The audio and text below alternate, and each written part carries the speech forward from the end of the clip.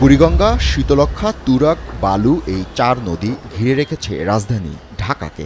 এছাড়া বিভিন্ন খাল জালের মতো ছড়িয়ে আছে ঢাকার বুকে। ২ যুগ আগেও ঢাকায় খাল ছিল ৭০-এর বেশি। এখন সে চিত্র বদলেছে। বেশিরভাগ খালই এখন বিলুপ্ত। যেগুলো কোনোভাবে টিকে আছে সেগুলোর দুপারে বসেছে ইটের পর ইট। কঠিন বর্জ্যে ভরাট হয়েছে বেশিরভাগ অংশ। দেখতে দেখতে তো এটা বোঝাই যায় না নদী, এটা দেখা যায় একবার একটু সামান্য খালের মতো। খাল বাঁচায় রাখতে হবে, সেটা খালের বিকল্প কোনো কিছু নাই, না হয় পানি নিষ্কাশন হবে না। স্থানীয় বাসিন্দারা বলছেন, চোখের সামনে খাল ভরাট হয়ে এখন পরিণত হয়েছে ময়লা আবর্জনার ভাগাড়ে। বাড়িধারার পাশটা যেমন ঝিলটা অনেক ক্লিন রাখা হয়, কিন্তু আমাদের এই গুলশানের এই পাশটা কিন্তু ক্লিন করা হয় না, এবং ময়লাগুলো খুব বোধহয় অ্যাভেলেবেল ফেলানো হয় এটার ভিতরে, যার কারণে গন্ধ হয়, পরিবেশ দূষণটা বেশি হচ্ছে। নগর পরিকল্পনাবিদরা জানান, দখল দূষণে সংকটাপন্ন খাল উদ্ধার করে খনন কাজকে ত্বরান্বিত করতে হবে। আসন্ন বর্ষার কথা মাথায় রেখে সাজাতে হবে কর্মপরিকল্পনা। এলাকার যারা ময়লা ফেলছে তাদেরকে যেন সামাজিকভাবেই তাদের প্রতিহত করে, এই ধরনের মেকানিজম ছাড়া ঢাকার মতো এত বড় শহর সে কখনোই তার এই যে খালগুলোকে, ড্রেনগুলোকে সার্বক্ষণিক সে পরিষ্কার রাখতে পারবে না। তাহলে লোকাল এঙ্গেজমেন্ট দরকার।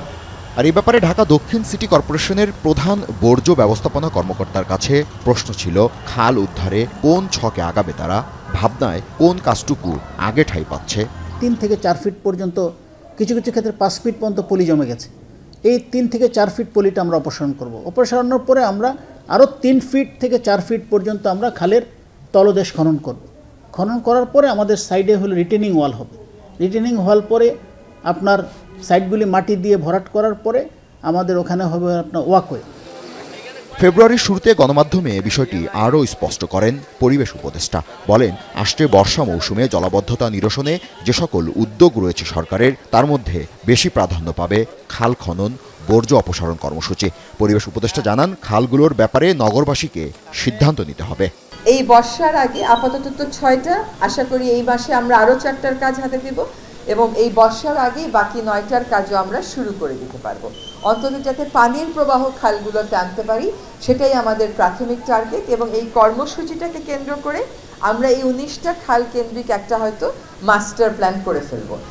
সেবা সংস্থাগুলো ঠিক সময়ের আগে কাজ শেষ করতে পারলে এবার এর সুফল পেতে পারে নগরবাসী। বর্তমানে ঢাকা উত্তর সিটিতে 30টি আর ঢাকা দক্ষিণ সিটি কর্পোরেশনে 28টি খাল জলাশয় রয়েছে।